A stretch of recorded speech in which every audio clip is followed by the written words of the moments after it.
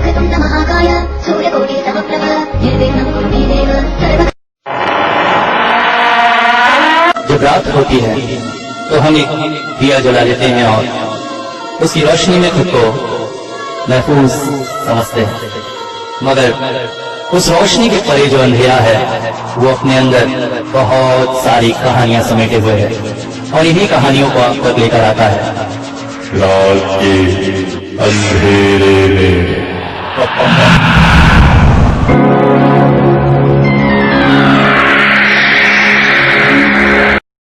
दोस्तों, तारानाथ का चरित्र आप सभी को बहुत ज्यादा पसंद है और आप सभी उनसे बहुत प्यार करते हैं। पिछले दिनों हमने उनके शिष्य त्रिलोकीनाथ पर भी एक कहानी प्रस्तुत की थी जो आपने काफी पसंद की और बहुत जल्द उनका अगला एडवेंचर भी आने वाला है। पिछली कहानी में आपने उनके एक और शिष्य बाघानाथ के बारे में सुना था। बाघानाथ त्रिलोकीनाथ के शिष्यों में सबसे कम उम्र के 16 वर्षीय तंत्र साधक हैं, जिन्होंने इतनी कम उम्र में ही तंत्र के क्षेत्र में बहुत सी शक्तियां प्राप्त कर ली हैं। आज की कहानी बाघानाथ की। गुरु का आदेश पाकर बाघानाथ यात्रा पर निकल पड़े थे। उन्हें बनारस के शमशान घाट में साधना करनी थी, मगर ये यात्रा कोई साधारण यात्रा नहीं थी।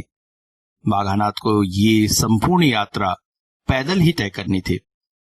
ना तो बस ना ही ट्रेन आदि का वो उपयोग कर सकते थे। गुरु की इच्छा थी कि बाघानाथ लोगों से मिले और अलग अलग तरह के अनुभवों को प्राप्त करे। बाघानाथ ने भी सहर्षि से ग्रहण कर लिया। दिन भर बाघानाथ चलते और शाम होते होते किसी गांव का रुख कर लेते, जहां रात बिताकर अगली सुबह फिर निकल पड़ते अपने गंतव्य को। इस दौरान प्रकृति की सुंदरता और अलग अलग तरह के लोगों से उनका मिलना होता। गुरु की आज्ञा से ही वो रात को किसी गांव में रुकते थे ताकि वहां के लोगों से मिल सके, यदि उन्हें कोई परेशानी है तो उनका निवारण कर सके आदि।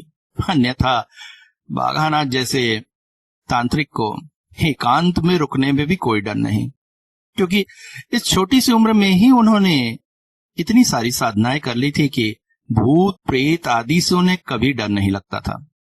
जिस उम्र में कोई भी युवक शव को देखकर डर जाए, उन्होंने शव साधना जैसी प्रक्रिया भी निपटा ली थी। ऐसे ही चलते चलते एक दिन बाघानाथ पहुंचे एक गांव में, जहां एक बहुत ही सुंदर शिव मंदिर था। मंदिर की सुंदरता देखकर बाघानाथ रुक न सके और मंदिर की तरफ रुख कर लिया।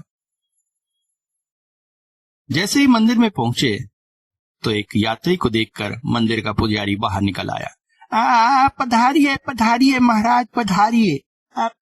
बस अभी पूजा समाप्त होने वाली है, फिर प्रसाद बटेगा, प्रसाद ग्रहण कर कर ही जाइएगा। वैसे बाघानाथ दिन के समय किसी ग्राम में रुकते नहीं थे, मगर भोले के दर्शन की लालसा उन्हें खींच लाई और पुजारी ने जिद करके उन्हें बिठा लिया।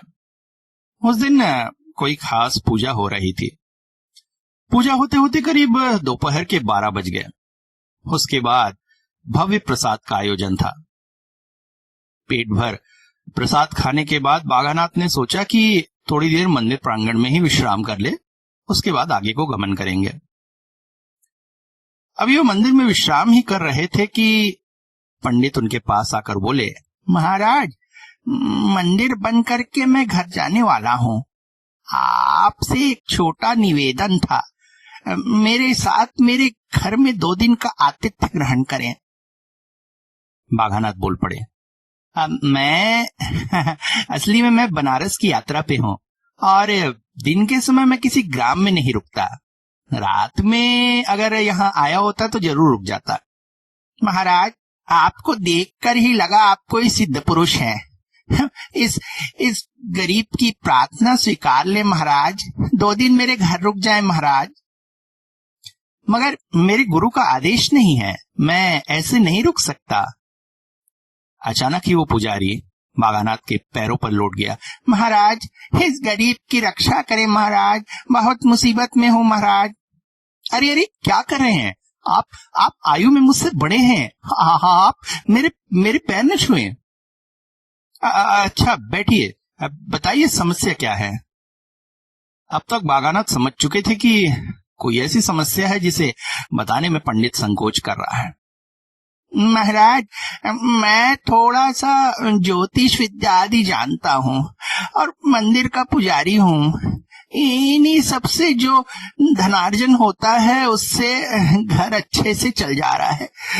इकलौती संतान है महाराज, मगर ज्योतिष अनुसार उस पर अगले 2 दिन बाद महाविपत्ति योग है महाराज। उसकी प्राण का खतरा है। देव योग से आप पधारे हैं, आपको देखकर ही समझ गया था आप में कोई दिव्य शक्ति है महाराज। मेरे बेटे की रक्षा कीजिए महाराज। अच्छा अच्छा, ठीक है, परेशान न होइए। अगर भोले की इच्छा होगी तो मृत्यु योग अवश्य टल जाएगा। अब कुछ और बात? नहीं महाराज। तभी पास में एक स्त्री आकर खड़ी हो गई। ये मेरी पत्नी है महाराज, ये भी चाहती आप हमारे घर चले। उस स्त्री के हाव भाव से ऐसा नहीं लग रहा था कि वो पति की बात से सहमत है, मगर बाघानाथ को किसी बात की आशंका हुई और पहली बार उन्होंने अपना नियम तोड़ा। ठीक है, चलिए 2 दिन आपका आतिथ्य ग्रहण कर लेता हूं। गांव काफी पिछड़ा हुआ था, ज्यादा साधन इत्यादि नहीं थे। अधिकतर घर भी मिट्टी के बने हुए थे, मगर पंडित का घर अपेक्षाकृत अच्छा ही था। नीचे 3-4 कमरे और ऊपर एक खुली सी छत थी।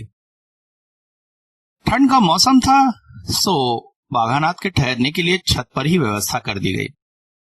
वैसे भी गांव में मेहमानों को इसी तरह ठहराया जाता है। दिन भर गांव भ्रमण करते हुए पंडित कुछ कहना चाहते हुए भी बार बार कह नहीं पा रहा था। शाम को दोनों घर लौट आए। बाघानाथ ने पूछा, आपका पुत्र नहीं दिखाई दिया, कहाँ है? क्या बताऊं महाराज, उस पर बड़े बुरे ग्रह चल रहे हैं। आस पास गांव में भटकता रहता है, रात्रि को भी कभी कभी घर वापस नहीं आता है। ये 2 दिन कैसे बीतेंगे मुझे पता नहीं। उसकी जन्म पत्रिका भी मुझे दिखाइएगा। हाँ हाँ महाराज। रात में जब भोजन करने बैठे तो बाघानाथ आश्चर्यचकित हो गए। भोजन का स्वाद बहुत ही बुरा था। इतने समृद्ध घर में ऐसा भोजन। तभी अचानक एक 11-12 साल का लड़का पास आकर खड़ा हो गया। उसके चेहरे के भाव अजीब से थे। बाघानाथ समझ गया कि यही पंडित का लड़का है। वो बोल पड़े, आओ, मैं तुमसे ही मिलने आया था। कहाँ थे दिन भर? अब भोजन नहीं करोगे? तुम भी बैठ जाओ हमारे साथ। वो बालक अजीब सी आवाज में बोल पड़ा, खाने आया है, चुपचाप खा और चला जा। ज्यादा समय यहां रुकेगा तो मारा जाएगा, समझा? कहकर वो घर के अंदर चला गया। बाघानाथ आश्चर्यचकित हो गए। उन्होंने पंडित की तरफ देखा, मगर पंडित सिर झुकाए चुपचाप खाना खा रहे थे। परिस्थितियां गंभीर और आश्चर्यजनक होती जा रही थी। रात में छत पर ही पंडित और बाघानाथ की सोने की व्यवस्था की गई। दिन भर की थकान की वजह से बाघानाथ को गहरी नींद आ गई। रात्रि में पता नहीं कितने बजे, मगर उनकी नींद खुल गई। महसूस हुआ जैसे घर के पास ही कोई बालक रो रहा है। बहुत ही दर्द भरा रुदन था। बाघानाथ हड़बड़ाकर उठ बैठे, मगर पंडित जी तो गहरी नींद में सो रहे थे। उन्हें आवाज नहीं आ रही क्या? एक बार मन किया कि उनको उठा ले, मगर फिर सोचा नहीं सोने देते हैं। उठकर छत की किनारे आ गए। छत पर दीवार नहीं थी, खुली हुई छत थी। महसूस हुआ घर से कुछ दूरी पर जो बरगद का पेड़ है उसके नीचे एक 11-12 साल का लड़का खड़ा हुआ है और शायद वही रो रहा है। बागानाथ अभी कुछ सोच ही रहे थे कि अचानक पीछे किसी की उपस्थिति महसूस हुई। मुड़कर जैसे ही देखा आश्चर्यचकित हो गए। एक भयानक चेहरे की औरत उनके पीछे खड़ी थी जिसने अचानक ही उन्हें जोर से धक्का दिया। बागानाथ लड़खड़ाकर छत से नीचे गिर पड़े और तभी उनकी आंख खुल गई। उन्होंने पाया ये सब तो स्वप्न था। उठकर पास ही रखे घड़े से पानी पीने ही वाले थे कि अचानक कानों में पड़ी किसी बालक के रोने की आवाज। उन्होंने तुरंत ही नजर उस बरगद के पेड़ की तरफ डाली और पाया कि सच में वहां कोई बालक खड़ा हुआ। बिना समय गवाए बागानाथ तुरंत ही सीढ़ियों से नीचे उतर आए और उस पेड़ की तरफ दौड़ लगा दी। जैसे ही उस पेड़ के पास पहुंचे तो पाया कि उनकी तरफ पीठ किए एक 11-12 साल का लड़का खड़ा है जो सिर्फ एक लंगोटी पहने हुए है और रो रहा है। बागानाथ ने उससे कहा, कौन हो तुम, क्यों रो रहे हो? वो बालक बिना किसी प्रतिक्रिया के रोता रहा। अरे मैं तुमसे पूछ रहा हूं, कौन हो तुम, क्यों रो रहे हो? अचानक ही उस बालक ने अपना सिर बागानाथ की तरफ किया। बागानाथ देखकर चौंक गए। उस बालक की आंखों से हंगारे निकल रहे थे। उसका चेहरा बहुत ही डरावना था मगर उसका चेहरा किसी से मिलता था। पंडित का बेटा? हाँ, ये तो पंडित के बेटे की तरह दिखाई दे रहा है।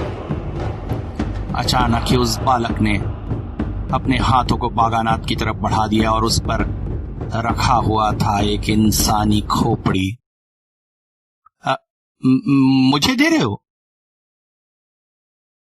उस बच्चे ने हाँ में सिर हिलाया। बागानाथ ने वो खोपड़ी ले ली।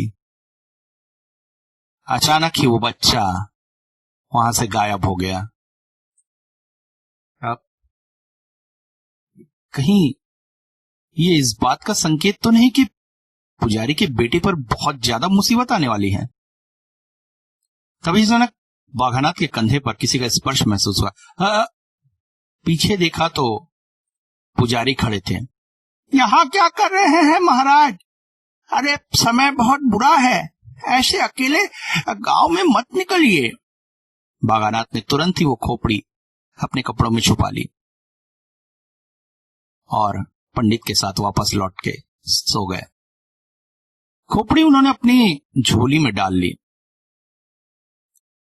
अगले दिन मंदिर जाने के समय उन्होंने तबीयत खराब का बहाना बनाकर लेटे रहे।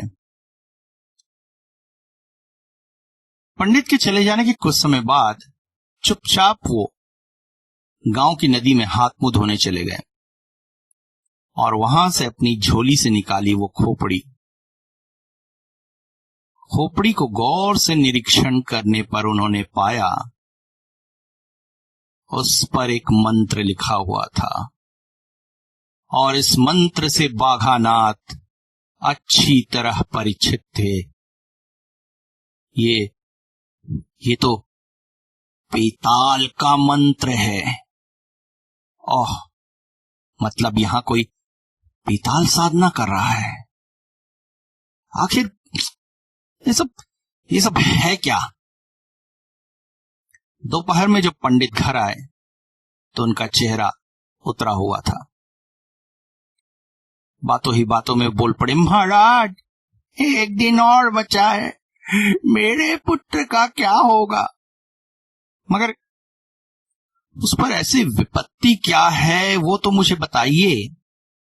महाराज आप तो अंतर्यामी हैं, सब जान लेते हैं। ऐसा लगा जैसे चाहकर भी पंडित कुछ नहीं बता पा रहा है।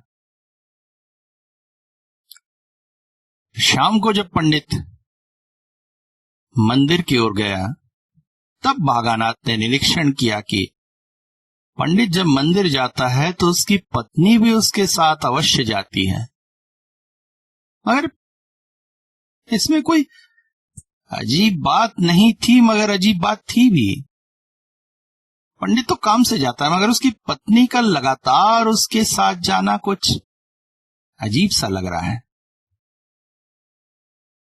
शाम को जब पंडित मंदिर जा रहा था तो बागानाथ ने किसी काम के बहाने उसकी पत्नी को एक औषधि बनाने का काम दे दिया।